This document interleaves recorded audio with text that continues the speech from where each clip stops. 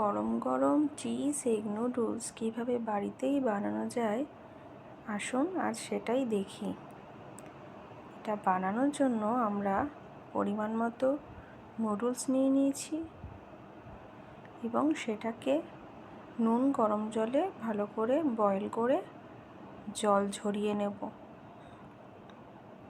ভালো করে জল ঝরে গেলে এর মধ্যে সামান্য ভিনিগার আর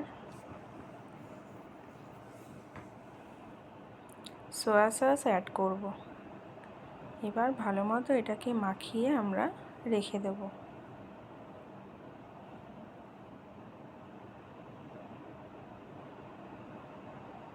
নেক্সট আমরা পেঁয়াজ আদা রসুন নিয়ে নিয়েছি,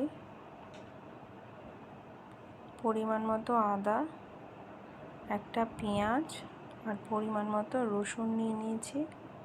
পেঁয়াজগুলোকে কুচি কুচি করে কেটে নেব, রসুনগুলোকেও কুচি কুচি করে আমরা কেটে নেব আর আদাটাকে পরে আমরা গ্রেট করে দেব। ঝাল খেলে আরও 2-3টে কাঁচা লঙ্কা অ্যাড করে দেবেন। আমি একটাই লঙ্কা নিয়েছি, সেটাকেও এভাবে কুচি কুচি করে কেটে নিয়েছি।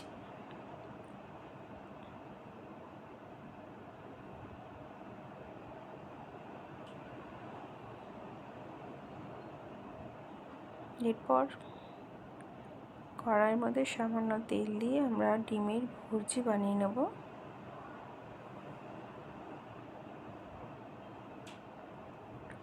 নেক্সট অলিভ অয়েল অ্যাড করে সামান্য নুন দিয়ে বিনস গাজরগুলোকে দিয়ে সামান্য নাড়াচাড়া করে আমরা 5 মিনিট একদম লো হিটে এটাকে রেখে দেব, যাতে বিনস গাজরগুলো একটু মজে যায়। এরপর ঢাকনা খুলে পেঁয়াজ কুচি আর রসুন কুচি অ্যাড করে আবারও ভালো মতো নাড়তে থাকবো। সামান্য ভাজা ভাজা হয়ে গেলে আমরা নুডলসগুলোকে অ্যাড করে দেব।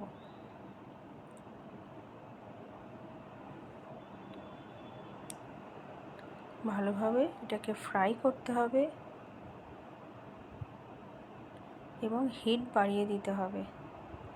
নেক্সট আমরা এর মধ্যে অরিগ্যানো, গোলমরিচ গুঁড়ো আর আদা কুচি অ্যাড করব।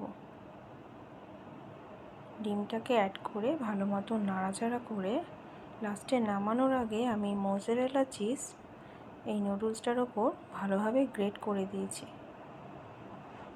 এতে নুডলসের টেস্টটা কিন্তু দ্বিগুণ হয়ে যায়।